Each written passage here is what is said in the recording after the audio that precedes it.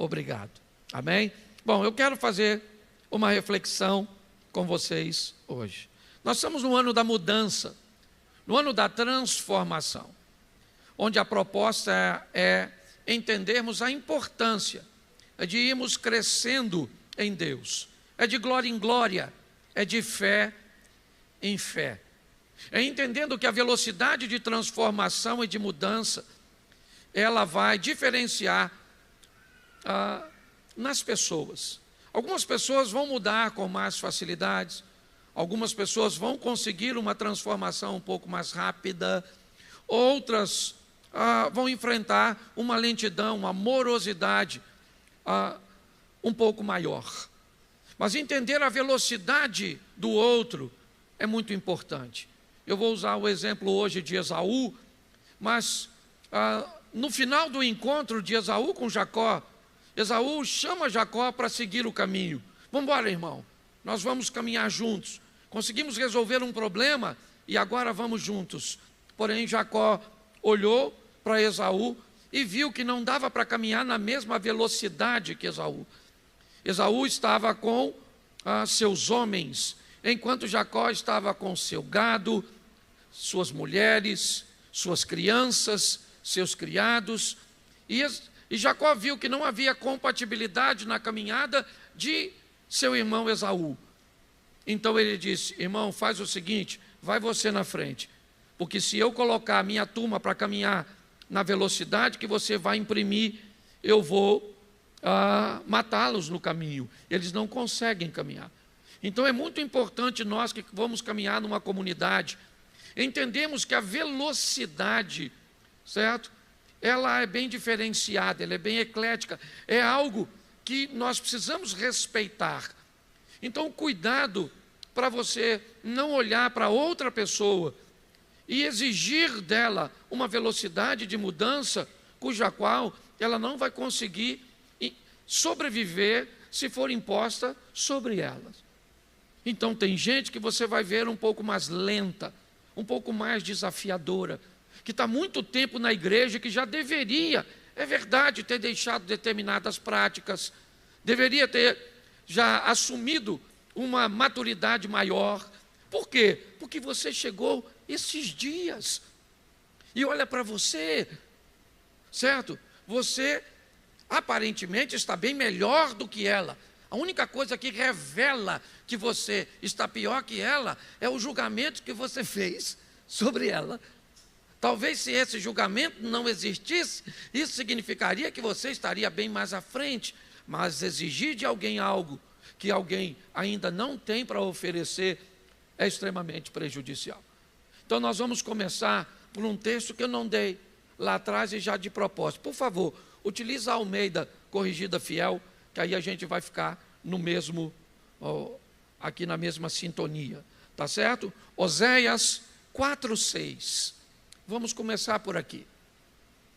Oséias, capítulo 4, verso 6. É um texto, às vezes, muito citado, mas um pouco compreendido. Me ajude aí, porque hoje nós vamos usar muito texto. Isso. O meu povo foi destruído porque lhe faltou o conhecimento. Porque tu rejeitaste o conhecimento, também eu te rejeitarei, para que não sejas sacerdote diante de mim. E visto que te esqueceste da lei do teu Deus, também eu me esquecerei de teus filhos. Feche os seus olhos. Senhor nosso Deus e Pai, em nome de Jesus, eis aqui a tua palavra. Continua falando conosco, usa-me como um canal de bênção nesta hora, em nome de Jesus. Amém, glória a Deus. Amém? A princípio, eu não sei se você observou, mas esse texto é um texto direcionado para uma classe de pessoas, os sacerdotes. Deus está falando com os sacerdotes sobre um conhecimento existente, porém não praticado. Uma informação recebida, porém não utilizada.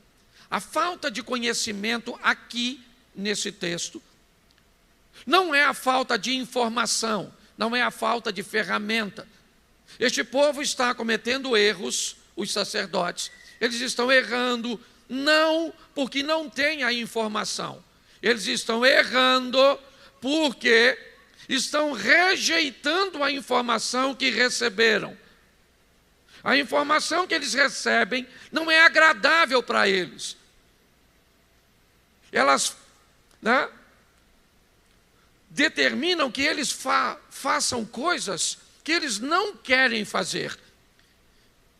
Então, quando nós olhamos para esse texto, você pode ir lá, para que não sejais sacerdotes diante de mim. Então a informação é para os sacerdotes.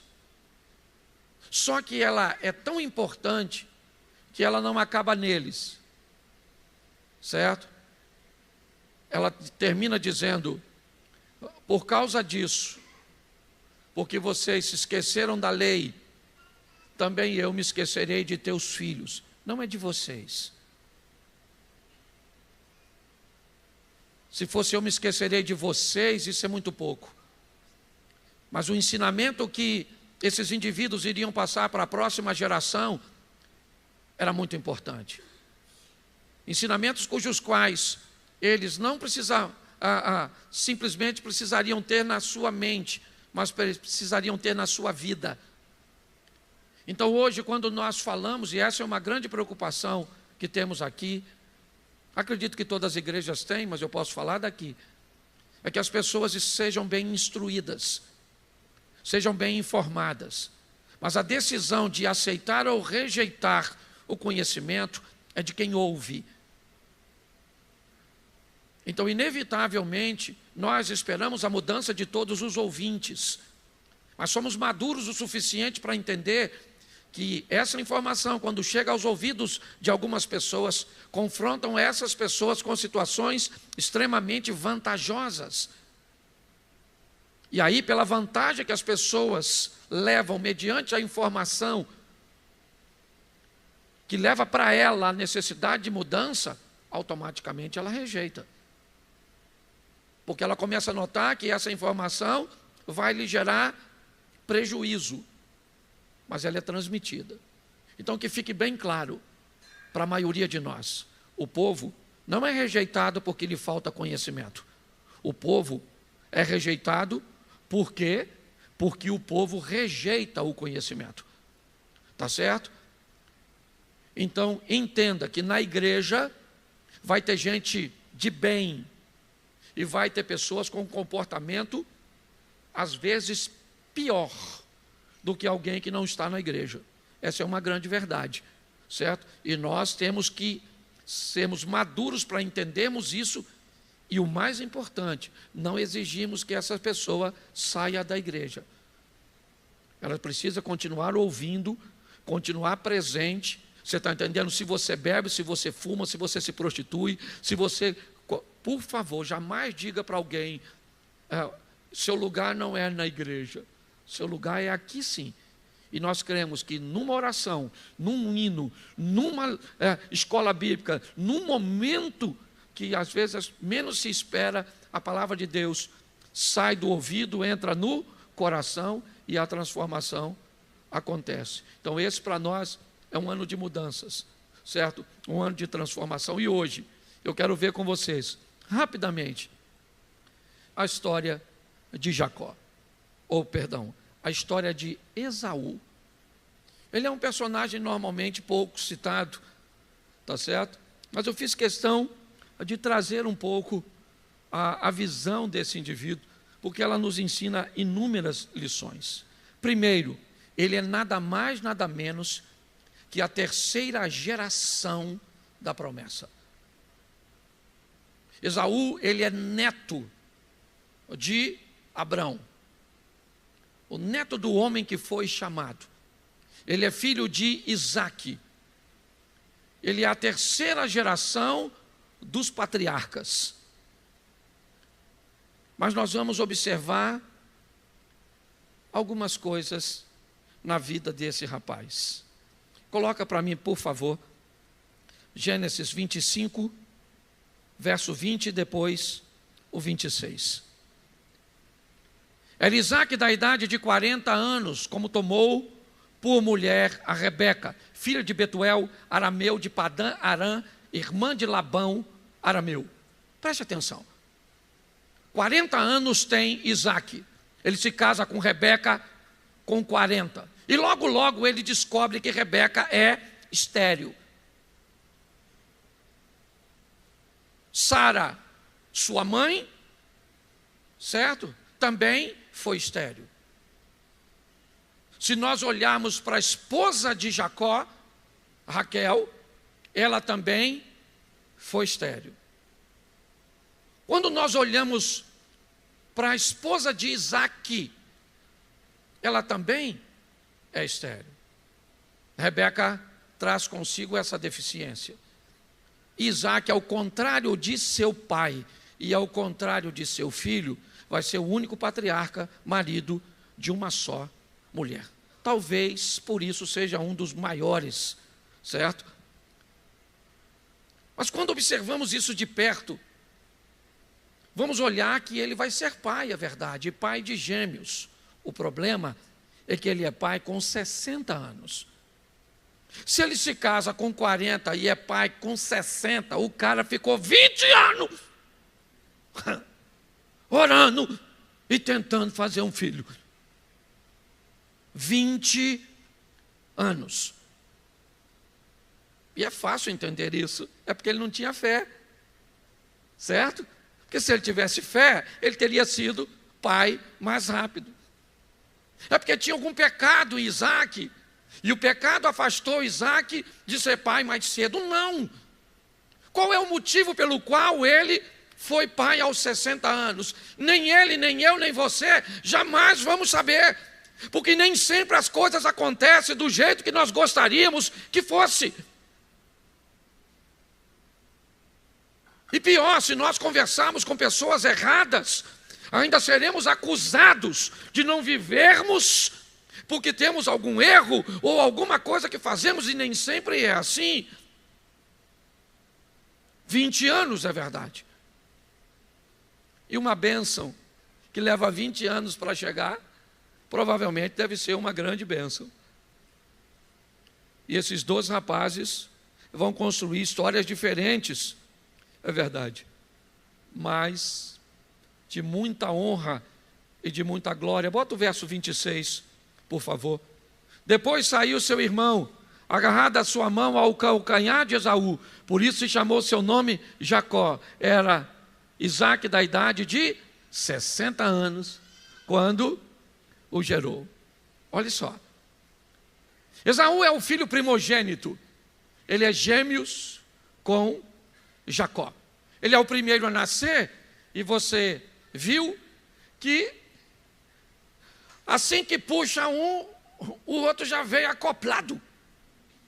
O Jacó já deu uma agarradinha no calcanhar, certo? E antes de ver a cabeça do segundo coroar, a mão já apareceu. Certo? O menino já disse, eu estou indo no vácuo do primeiro. Mas o primogênito era quem? Esaú. Ele receberia, ou pelo menos deveria receber, a bênção da primogenitura. Mas nós vamos ver que as coisas não foram bem assim. Mas eu vou mostrar isso um pouquinho mais à frente. 25, verso 27. E cresceram os meninos. Esaú foi o homem perito na caça, um homem do campo. Jacó era um homem simples, habitando em tendas. Preste atenção nessa informação, porque ela é preciosíssima. O texto vai falar de alguém que é habilidoso. Ele nasceu primeiro, é verdade. Ele era um homem que, segundo a Bíblia, ele era perito, ele era muito bom naquilo que ele fazia, altamente capacitado para caçar. Era um homem forte, apesar de ser gêmeos, certo? Eles não eram idênticos. Jacó não tinha a mesma pelagem de Esaú, se fossem idênticos, certo? na hora de se apresentar a Isaac, não precisaria colocar, era só mudar um pouquinho a voz. Mas o texto faz questão de dizer que esse cara era bom naquilo que fazia, e faz questão de dizer que o outro era uma pessoa simples. E por que isso? Dá uma olhada nesse texto. Volta um pouquinho ao verso 23. 23, por favor. O Senhor disse: 2 nações há no seu ventre. Uma conversa entre Rebeca e Deus. 2 povos se dividirão das tuas entranhas. Um povo será mais forte que o outro, e o maior servirá ao menor. Aprenda uma coisa: perícia, habilidade, conhecimento, formação nunca vai ser superior a chamado. Não se atrapalhe com isso. Você pode caminhar com alguém que tem menos sabedoria que você, seja menos capacitado, você pode, e você é muito mais habilidoso, tem muito mais conhecimento, muito mais formação, você é bom demais, você é perito em diversas coisas, mas o chamado sempre será maior que a habilidade. Isso vai gerar problema. É lógico que isso vai dar problema, porque não há maturidade no reconhecimento disso. E Esaú vai sofrer bastante com isso, porque ele é o primogênito, ele é mais forte, ele é mais habilidoso. Jacó é um cara de casa, pacífico, um cozinheirozinho, vamos dizer assim. Mas ele tem chamado, entendeu? Chamado supera. Se puder andar juntos, chamado e habilidade, o indivíduo vai se tornar uma explosão extraordinária. Mas se não, se você é habilidoso, aprenda a respeitar chamado. E se você tem chamado, aprenda a respeitar habilidades. Posso ouvir um amém? Amém. Entendeu? Às vezes você pode vir na igreja, ouvir um cara, o cara fala: nós vai, nós foi, problema, porque nós estamos cheios de problema. Certo? E o cara fala a mesma frase que você. E quando ele fala, o fogo cai. E quando você fala, não acontece nada. O nome disso é chamado. Tá certo? Então o texto faz questão de dizer: Esaú era perito, era habilidoso, era forte, era valente, certo? Jacó era um homem simples, de casa. Mas uma palavra de Deus deu a Jacó aquilo que não deu a Esaú. O que foi? O chamado. 2 povos se dividirão, eles estão no seu ventre, e o maior vai servir ao... E isso não vai ser muito fácil para esse cara entender. É aqui que nós vamos dar uma olhadinha. Tá certo? Capítulo 25, verso 29. Rapidinho. 25, 29. Jacó cozeira um guisado. Olha o cara aí fazendo a comidinha. Cozinhava bem. E veio Esaú do campo, e estava ele, Esaú chega do campo e ele traz o que consigo? O cansaço. Vamos tentar entender um pouquinho aqui. Como tomar decisões cansado é perigoso. Lembra de Elias cansado? Lembra de Satanás tentando se aproveitar de Jesus? Jesus vai para o deserto e fica lá quantos dias? Quantos dias? E depois de 40 dias é que o diabo tentou, esperando ele ficar com 2 coisas que Esaú também teve que enfrentar: cansaço e fome. Tomar decisões cansados.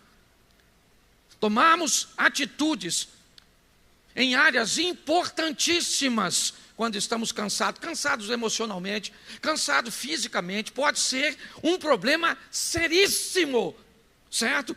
Durante uma briga, a senhora está cansada de tanto tempo estar envolta nesse modelo de relacionamento, a senhora pode tomar uma decisão impensada. Você está tão cansado naquele trabalho, tão cansado naquele ambiente, que durante o cansaço, você pode tomar uma decisão que não deveria tomar. Esaú está cansado. Ele chega tão cansado que ele não vai notar o que ele vai fazer. Ele vai tratar com desprezo, como a própria Bíblia diz, algo que era extremamente valioso. E a mesma história da oferta que o Max ministrou aqui. O texto é claro. Um determinado tempo, Caim veio trazer a oferta. Abel só trouxe a oferta porque Caim puxou. A decisão de ofertar não foi de Abel. Está lá no texto, verso 3. Ao cabo de um tempo, Caim trouxe uma oferta. E Abel, ao ver Caim ofertar, traz também consigo uma oferta. Olhar para esses ambientes é buscar entender o que pode também nos levar a cometer o mesmo erro. Esaú está cansado. E ele chega, seu irmão fez uma comida. E o cansaço. E o próximo texto, verso 32. Disse Esaú: estou a ponto de morrer. Para que me servirá a primogenitura? O cansaço e a fome fez com que Esaú desprezasse algo tão importante, não para o momento, mas a longo prazo. Ele começa a trocar coisas valiosíssimas. Quando eu era garoto, isso não tem muito tempo, eu assisti o programa do Silvio Santos. Minha tia era, certo? Amava o Silvio Santos. E eu assistia. E dentre os programas, tinha um quadro do Silvio Santos que eu gostava muito, porque eu conseguia interagir. Era um quadro onde botava um indivíduo numa cabine, e aí, num determinado momento, o indivíduo ficava com os ouvidos e ele não via nada. Acendia uma luz. E quando acendia aquela luz, ele só devia dizer sim ou não. E eu era moleque, certo? E eu estava lá, eu falei, eu vou ajudar. Certo? O cara não está vendo, mas eu estou. Então, quem sabe eu consigo ajudar. E aí, naquela época, o Fusca era um carro sensacional. E aí o Silvio Santos dizia, você quer, certo? Exemplo, você tem essa chave velha aqui. Você quer trocar essa chave velha por um Fusca zerinho? A luz acendia, eu já ficava doido. Sim, sim, sim, sim, sim. E o cara gritava, sim. Eu falava, isso aí, maluco. Putz, o Silvio Santos pegava um livro velho e falava para o infeliz, você quer trocar esse Fusca por esse livro velho? E aí eu ficava louco na sala, porque eu sabia que ia dar ruim. E eu ficava gritando, não, não, não, não, não. E o cara gritava, sim. Aí, acabava, tirava ele de lá, você trocou aquele Fusca por esse livro velho. Eu falava, burro, jumento, eu te avisei, eu te falei. Não, não, não. Você tá rindo dele? Não! Esses somos nós. Esaú cansado, trocando primogenitura para o prato de lentilha. Trocando coisas extraordinárias para o futuro, por coisas sem sentido, valores totalmente opostos. O diabo faz isso todos os dias, comigo e com você. Cansa você de procurar sua mulher e de sua mulher te dar um toque e dizer, não quero você, não quero você, não quero você, eu estou cansado, eu estou com dor de cabeça. E você cansado, às vezes recebe um prato de lentilha. Você está entendendo? criar um ambiente onde o cansaço se sobressaia e durante a fome, certo? Fazer com que você tome decisões em áreas importantes, significativas. É isso que esse cara faz. E o pior de tudo, ele acredita que vai dar para consertar. Porque tem gente que acha que dá para consertar. Brinca com coisas que fica difícil de consertar. Eu vou falar para vocês aqui uma coisa que é só você observar. Hoje, aqui e agora, você está vivendo de duas formas, ou uma ou outra. Ou você está empreendendo o futuro ou corrigindo o passado. No seu casamento, ou você está empreendendo o futuro, ou você está corrigindo o que fez. Nas suas finanças, ou você está empreendendo o futuro, ou corrigindo o que fez. Na sua credibilidade, ou você está construindo um futuro, ou você está corrigindo o seu passado. Brinque com o presente, brinque. Trate ele de qualquer forma, trate. Receba um elogio e seja soberbo. Faça. Alguém diz que você é grande. E quando receber a informação de que alguém te achou grande, diga que essa pessoa está certa. Diga. E pergunte depois o que essa pessoa pensa a seu respeito. Você foi de 100 a 0 em questões de segundo. É importantíssimo entendermos isso. Brincar com o presente é uma coisa muito séria. E está escrito ali, verso 34. Coloca 2 para frente. Jacó deu o pão a Esaú e o guisado de lentilhas. Ele comeu, bebeu, se levantou e saiu. E o texto faz questão de dizer: assim Esaú, ou assim desprezou Esaú a sua primogênita. Não vai adiantar botar a culpa em ninguém. Você vai ver ele tentando, mas não vai adiantar. É verdade. Ele vai ter que colher o que plantou. Nós vamos ver o final dessa história, porque esse é um Esaú. Nós vamos olhar para outro Esaú. Porque quando Abrão sai de casa, ele é Abrão. Abrão jamais tomaria as decisões que tomou Abraão. Abrão jamais entregaria Isaque assim que saiu. Ele era fraco quando saiu. Tão fraco que não foi capaz de obedecer a Deus em 100%. Levando o seu sobrinho que Deus havia dito que não levasse, porque ele queria o sobrinho como garantia, certo? De ter um herdeiro de seu sangue. Mas ao longo da caminhada, o Abrão se tornou Abraão. O Saulo se tornou um Paulo. O Levi se tornou um Mateus. O Simão se tornou um Pedro. Porque nós estamos numa caminhada de transformação, onde a velocidade pode chegar, ou ser maior para você do que é para mim, e eu posso demorar um pouco. Mas ele veio de uma escola, e como eu comecei falando de Isaque, eu quero lembrar você, Isaque obedeceu a Deus quando não foi para o Egito e ficou em Gerar. Os filhos estão vendo. Isaque teve medo e era um mentiroso. Ele mentiu porque estava com medo, certo? De Abimeleque se interessar por Rebeca e matá-lo. Uma história que se repete, ela é meio confusa, porque acontece da mesma forma com Abrão e com Isaque. O único texto que difere uma informação da outra é que o texto faz questão de dizer que quando houve a segunda fome, o que indica que me parece que aconteceu realmente os dois episódios. Mas ele mentiu.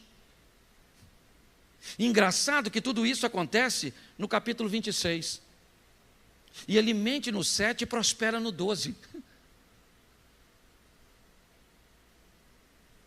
Um mentiroso que prospera. É esquisito isso. Aprenda uma coisa: resultado é diferente de aceitação. Cuidado com isso. Nós precisamos aprender isso. Isaque mentiu porque estava com medo, porque estava numa terra estranha, e porque estava lá para proteger sua família, certo? A verdade é essa. Ele caminha E as coisas, essa mentira, essa situação criou um problema tão grande, que no verso 31 ele tem que fazer um jantar, uma comida, sentar com 3 de seus adversários, certo? E ali então estabelece um perdão, um conserto, e você consegue entender como as coisas terminam. Mas o mais importante disso é imaginar que tem 2 garotos observando tudo isso. Tem 2 meninos sendo treinados por esse pai, observando todas essas situações, passando por isso. E um deles é Esaú. E Esaú vai enfrentar um trauma pior que José. José é traído por seus irmãos. Esaú é traído por toda a sua família. Esaú vai ver sua mãe criando um ambiente para seu irmão tomar o lugar dele. Esaú vai ver seu irmão aceitando a ideia de sua mãe. E seu pai tratando um momento tão importante que ele tinha dúvidas. Então, quando Esaú chega em casa, ele descobre que aquilo é uma família complexa, que é muito desafiador para ele. Ele já tomou algumas decisões erradas lá atrás, coisas que ele não vai conseguir consertar. Mas agora ele vai vivenciar algumas coisas bem difíceis. E a primeira delas é o casamento. O casamento de Jacó, pelo menos as suas primeiras, ou de Esaú, perdão, suas primeiras esposas, elas são debaixo de desobediência. Ele é alguém que resolveu levar uma vida bem difícil. Parece até uma saga, eu poderia dizer assim, o que ele está vivendo. Ele começa a ter dificuldades. Quando o pai abençoa seu irmão, ele não consegue entender isso, porque Jacó tinha valores que Esaú não tinha. O texto diz que Isaac amava Jacó, Isaac amava Esaú, e Rebeca amava a Jacó. Isaac amava quem? E Rebeca amava a... Então, para um homem naquela época, ter o amor do pai era mais importante do que ter o amor da mãe. Só que Jacó podia não ter a admiração e o amor do pai, mas ele tinha da mãe. Se naquela época para um rapaz era mais importante ter o amor do pai, por que é que Esaú se preocupa tanto com o que Jacó tem? Ele não consegue lidar, não há maturidade nesse garoto. Ele tem dificuldade de lidar com os valores dos outros. Dificuldade de lidar com coisas que nós não temos. Sempre vai ter alguém que vai ser respeitado, vai ter coisas, vai fazer coisas melhor do que nós. Esaú vai sofrer muito com isso. Ele vai ter muita dificuldade de gerenciar essas coisas. Lidar com os valores, com a desobediência, mas quando o problema acontece, coloca o capítulo 27, verso 36. Eu gosto desse texto, você já conhece o restante da história. Então disse ele, quem está dizendo isso é Esaú: não é o seu nome justamente Jacó? Tanto que já o quê? Já o quê? 2 vezes o quê? Mentira. Mentira de Esaú. Uma vez, tudo bem. Uma vez eu posso tolerar.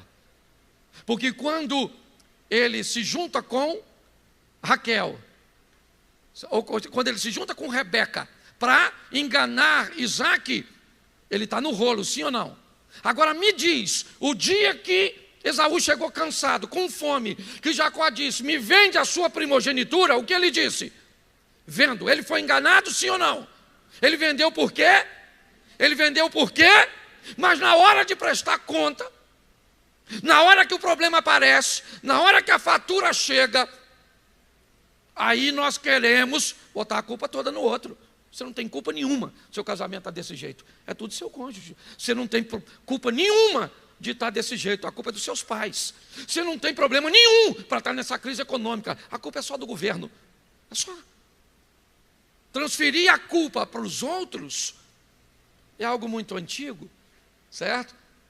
Adão, por que você pecou? Eu, foi a mulher que o Senhor me deu. Eva, por que você fez isso? Eu, foi a serpente que me enganou. Te garanto que não tinha nenhum bichinho passando por ali naquela ocasião. Que se tivesse, a serpente falava, não fui eu, foi o rato. Porque transferir a responsabilidade, quando a fatura chega, é isso que ele está vivendo. Certo? O texto diz, 2 vezes, nossa, aquilo lá está esquisito. 2 vezes, o quê? Vamos aqui que fica mais fácil. Então disse, não é o seu nome justamente Jacó? Tanto que já 2 vezes ele me enganou. A minha primogenitura me tomou. Não tomou. Você vendeu, cara. Tudo bem que Jacó, certo, também tem sua parcela, e grande. Porque vamos imaginar que eu comprei a primogenitura do Max, nós somos irmãos. Então tá certo. Chegou a hora de acontecer, certo? Minha mãe chega e me avisa, olha, seu pai vai abençoar. Então acontece tudo isso. Eu ia falar para minha mãe, se eu fosse Jacó, ô mãe, não vou não. Não vou nessa não, não precisa preparar nada não. Deixa comigo que eu resolvo. Ô Zaú, vamos lá falar com o papai. Pai, estou aqui, ó. Ô Zaú, falar uma parada para o senhor. Zaú, se eu estou mentindo, fala. Aquele dia você chegou cansado, você chegou com fome. E eu falei para você, não vou dar minha comida, que a comida é minha. Coisa de irmão, mas eu não quis dar.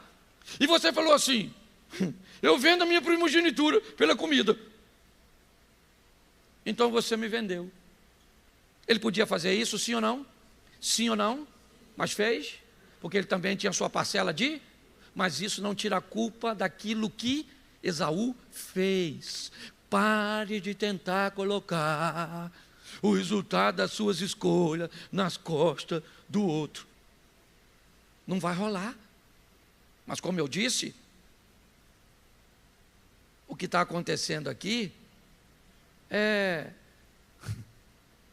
bem interessante. Volta para mim aqui, filho. Coloca o 36. 36 ainda. Eis que agora me tomou a minha bênção.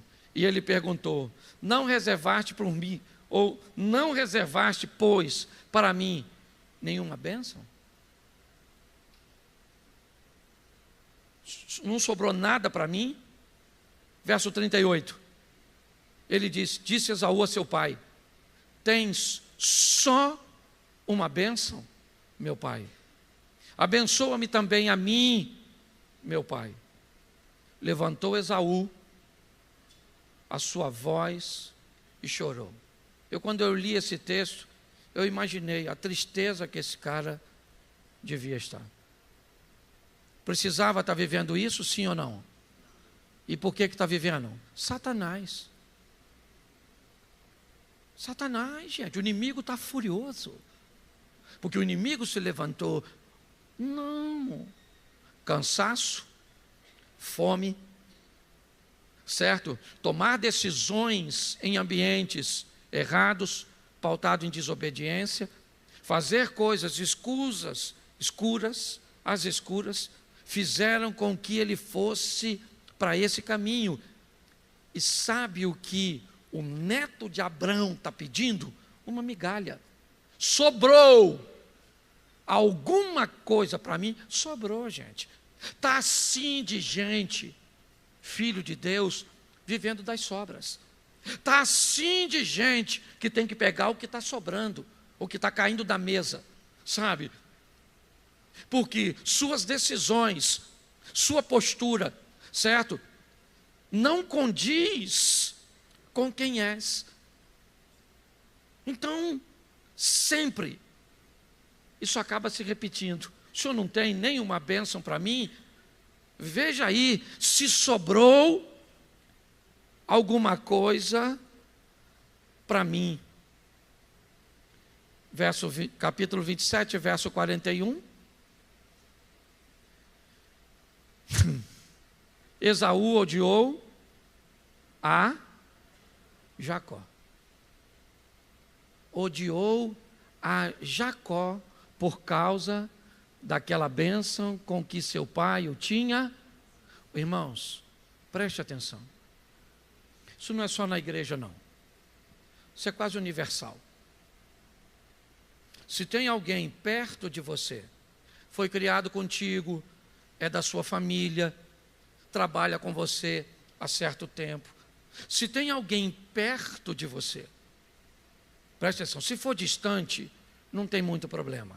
Mas se for alguém perto, quando esse alguém perto começa a ser mais abençoado que você, começa a alcançar lugares e coisas que você não alcança,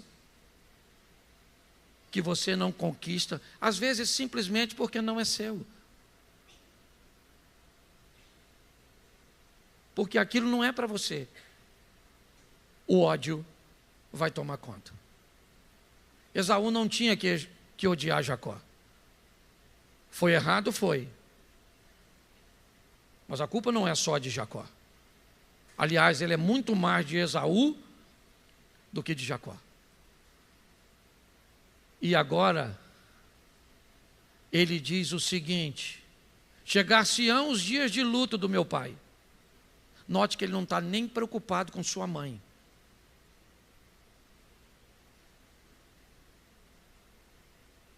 Chegar-se-ão, ele disse para os outros: não vou matar Jacó agora por causa de papai, porque por mamãe eu matava ele. É mais ou menos isso. Olha o que esse cara carrega. Terceira geração dos patriarcas. Neto de Abraão, filho de Isaac. Preste atenção. Um homem de Deus. Você é um homem de Deus. Um homem de Deus que vai aprender que a vida te prepara situações que você pode tomar decisões. Porque Esaú está vivendo isso por situações da vida, é verdade. Mas também por problemas que ele mesmo procurou com suas decisões.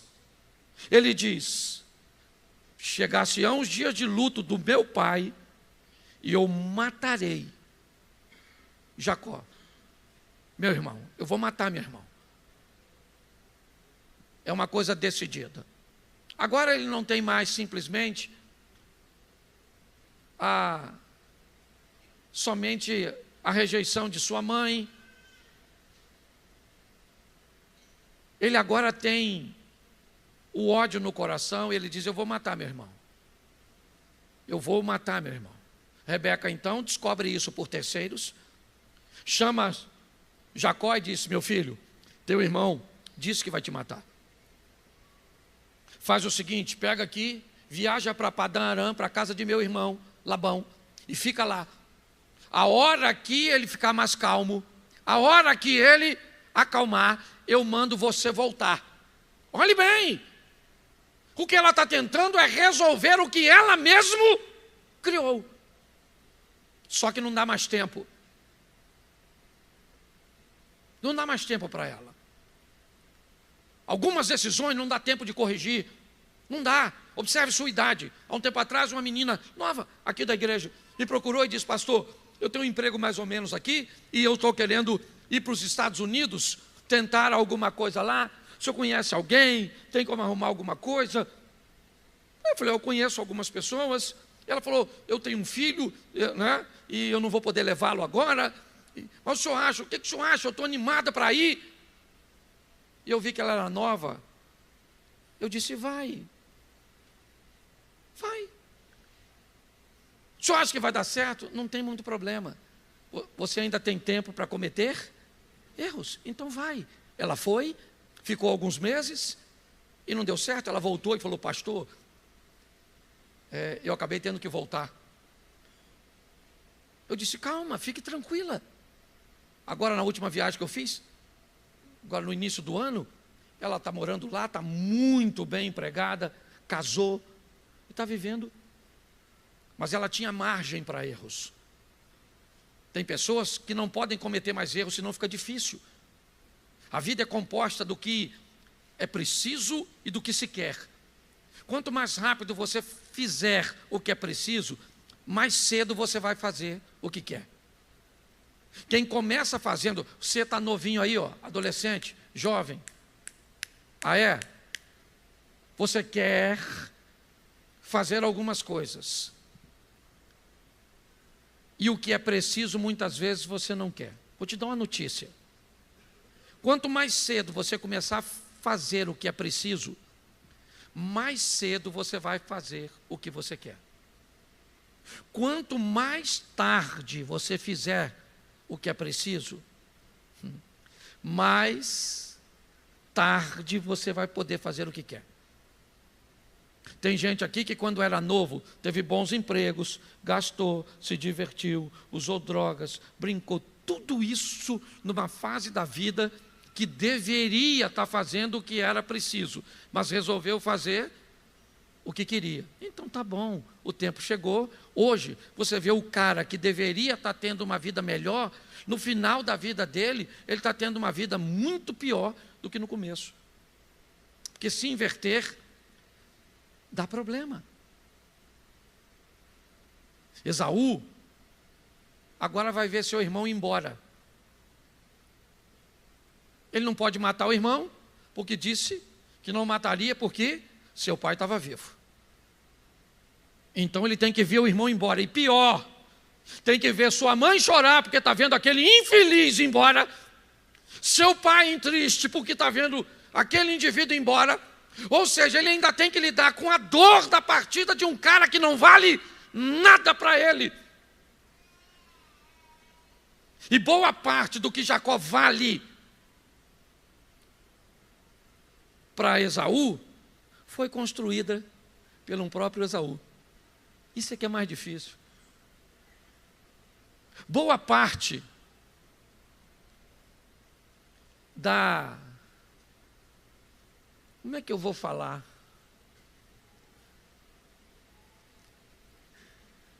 Vou arrumar uma palavra aqui. Mas boa parte da frustração que você tem sobre uma pessoa não foi construída por ela. Foi construída por uma expectativa errada sua. Por um lugar que você colocou essa pessoa que ela nunca deveria ter estado. E hoje você se decepciona com ela, parece que está tudo nela, mas não. Boa parte da sua decepção foi construída por você. Ele vê seu irmão ir embora e fica, não pode matá-lo. Jacó vai embora. Esaú fica tão revoltado que se casa com 2 mulheres só para desobedecer seu pai e a sua mãe. Era uma forma que ele tinha de dividir sua dor, de trocar aquele choro, aquela coisa do seu irmão, certo? Pela agora a tristeza de vê-lo casar com aquelas 2 mulheres, ele faz isso. Mas sabe o que é mais interessante? É que esse cara ficou rico. Ele ficou forte. Ele ficou poderoso. Jacó é outra história. Está indo para lá, para casar, trabalhar quase 21 anos, certo? Porque também o que Jacó fez com Esaú foi atrás dele. Ele não traiu o irmão? Traiu, foi lá, trabalhou para o Labão, para casar com a gostosinha Raquel. No dia do casamento, o velho trocou, deu a outra, a bagunçadinha, casou. Você está entendendo? Nem discutiu muito, está tudo lá. mas o cara daqui está crescendo. Eu acho muito legal quando o texto diz que o maior serve o menor. Esaú não é maior apenas no tamanho, ele é maior na grana. Até hoje, os árabes são mais ricos que os judeus, certo? Até hoje, o maior serviria o menor, mas ele está vivendo. E me parece que a vida está ensinando Esaú. Eu não tenho muita coisa para falar dele, porque só vai até aqui. Nesse momento que Jacó vai embora para Padã Arã, o texto esquece Esaú e se apoia em Jacó. Certo? Jacó vai dar a sequência, as 12 tribos e todas essas coisas, mas o cara está lá, ó, devagarzinho, Abner. Ele está enriquecendo, prosperando, crescendo, se fortalecendo e o melhor de tudo, amadurecendo.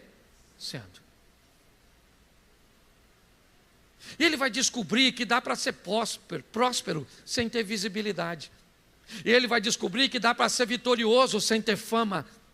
Esaú é alguém, certo, que vai ser extremamente vencedor, sem jamais ter um microfone na mão, subir no altar, ou ser ovacionado por alguém. Talvez essa seja uma das informações mais preciosas nos dias de hoje, onde todo mundo quer ser reconhecido, todos nós. Se postarmos alguma coisa, queremos saber quantos likes, né? Ou se os comentários são positivos ou negativos. Não, a partir desse texto.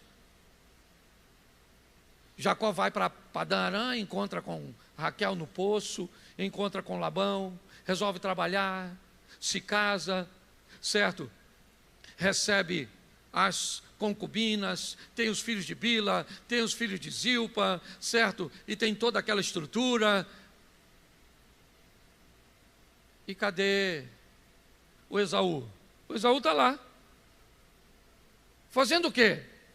Não sei. Para te falar a verdade, eu não sei direito o que ele está fazendo. Eu só sei que no capítulo 33, no verso 8, coloca lá. Isso. Não, pastor, por que você pulou isso? Porque toda essa história não tem nada a ver com Esaú. É só Jacó. Esse cara está lá no anonimato. Mas, aliás, bota o texto anterior, por favor. Bota o 7, porque é bem legal ele. Chegou também Lia com seus filhos, inclinaram-se, e depois chegou José, Raquel, inclinaram-se. Presta atenção, não muda não, presta atenção. Esaú está parado, com seus homens, 300, 400 homens, não lembro, armados, estruturados, poderosos, e chega Jacó. Com um grupo pequeno vindo de Padã Arã, é verdade, a estrutura de proteção é bem menor, pelo menos humana, ele tem a proteção de Deus, é verdade, mas ele começa a mostrar tudo que tem. Aí, ó, tá vendo? Isso aí, meus servos, meus presentes, tudo para Esaú, porque Esaú disse que o mataria. Tudo bem que Isaac ainda não morreu, tá certo? Mas ele coloca tudo. Sua linha de prioridade, por último, ele apresenta José e Raquel, que inclinam-se diante de Esaú. E preste atenção na frase dita por Esaú. 8. Disse Esaú: que te serve todo este bando que eu tenho, né? Que tenho encontrado. Em outras palavras, Jacó, para que te serve isso se eu vou te matar? O que você está me mostrando? Está querendo me impressionar, mostrando tudo que você tem? Tanto é que a próxima frase dita por Jacó, por Esaú, quando Jacó diz que vai lhe dar presente, ele diz: eu não quero nada teu, cara. Eu conquistei eu mesmo.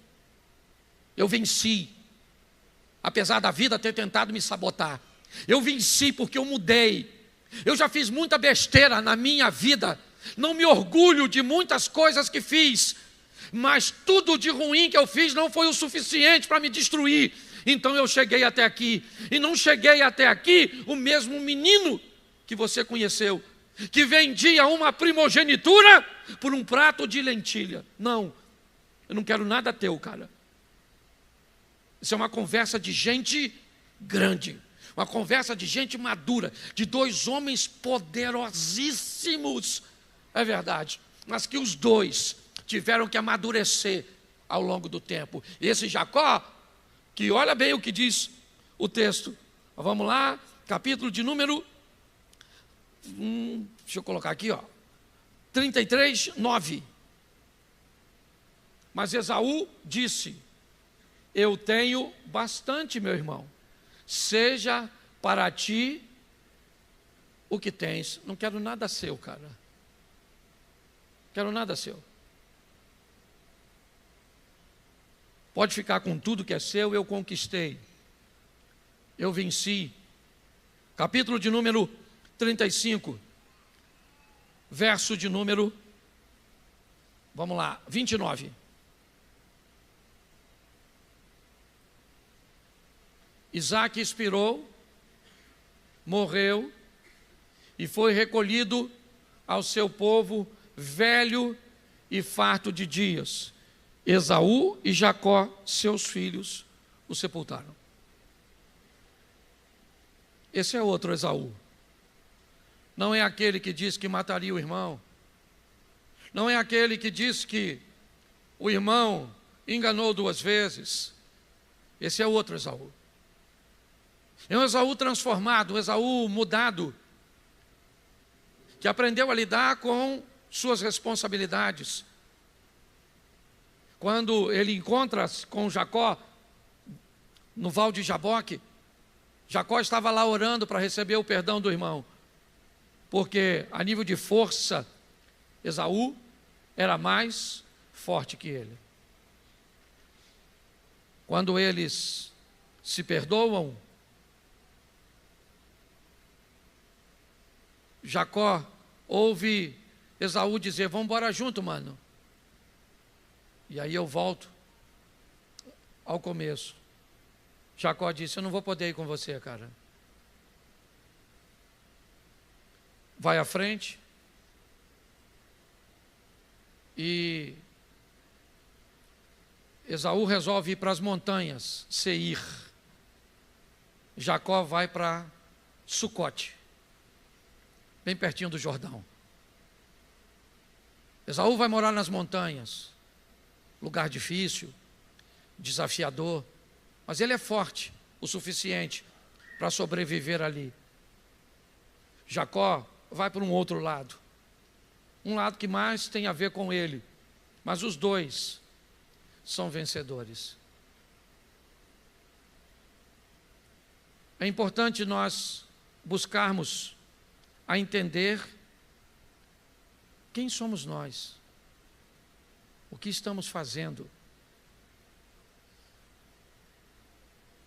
Somos Jacó querendo ser Esaú, Esaú querendo ser Jacó, queremos ser Raquel, que quer ser mãe de filhos, queremos ser Lia, que é amada, porque me parece, irmãos, que sempre queremos aquilo que não temos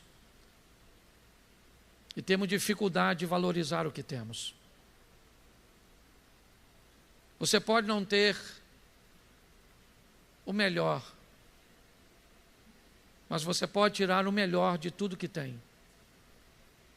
A maturidade nos ensina isso. Esaú é um exemplo de um anônimo, porque o Jacó a gente já sabe, né? É o pai do José, vai passar o final de sua vida no Egito. Mas e nós? Somos capazes de entender a beleza de um sucesso no anonimato?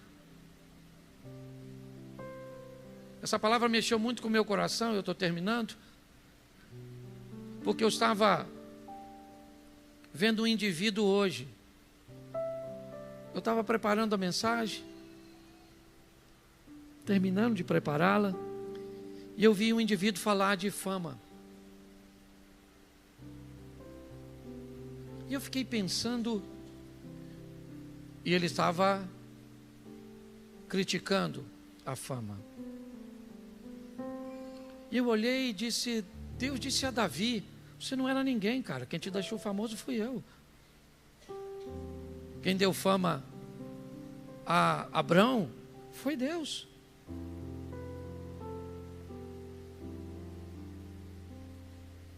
O rei, me fugiu o nome, Uzias. A estrutura e a fama que Deus deu a essas pessoas. Mas eu descobri o poder do anonimato. Sabe o que eu acho engraçado? E aí é para mim, eu só estou compartilhando a vocês porque eu sou pastor de vocês. Alguém sabe precisar qual é a data do Instagram? Quando ele iniciou? Alguém consegue só dizer o ano? Quando? 13. Só fala alto para me saber aqui. 2013? 13. 2013.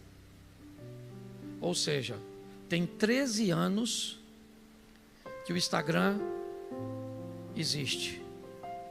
Certo? Hoje você consegue ver pessoas atingirem 5, 10 milhões em apenas uma situação. A velocidade ela é muito rápida. E eu fiquei pensando, olhando para mim, que às vezes as pessoas acham que eu sou famoso. E eu pensei, eu tenho 10 milhões no Instagram. E eu levei 13 anos para ter 10 milhões. Eu cheguei à conclusão que não tem fama nenhuma. O que tem é a presença de Deus e ela é mais valiosa. O que as pessoas pensam a meu respeito, tem gente que acha que eu sou para lá ou para cá. Sou mais do que eu sou menos do que eu sou, mas o importante é que eu saiba quem eu sou. A proposta hoje é deixar uma mensagem para o povo que caminha comigo. Se Deus quiser nos projetar, que nos projete. Se Deus quiser nos levar, que nos leve. Mas se não nos levar para onde nós gostaríamos de estar, de vivermos outras coisas que outras pessoas estão vivendo, eu quero ser Esaú. Eu quero ser alguém que no final termine melhor do que no começo. Alguém que seja capaz de abraçar o seu traidor, de o beijar, de estar juntos num ambiente cujo qual que ele diria, assim que acontecer, eu mato você. Alguém que foi maduro o suficiente para entender que os dois não davam para caminhar juntos. Um vai morar em Seir, outro vai morar em Sucote. Porque às vezes tem situações cujos quais a distância da individualidade é um dos ambientes mais seguros. Termino dizendo, a maioria da igreja, acredito eu, vai morar no céu, mas sem aprender a habilidade de viver na terra. Cuidado com o cansaço, cuidado com a fome, cuidado com os ambientes cujos quais Satanás pode se aproveitar. Feche seus olhos, eu quero orar. Pai, em nome de Jesus, eu quero nos entregar em Tuas mãos, para que possamos amadurecer, entendermos as qualidades,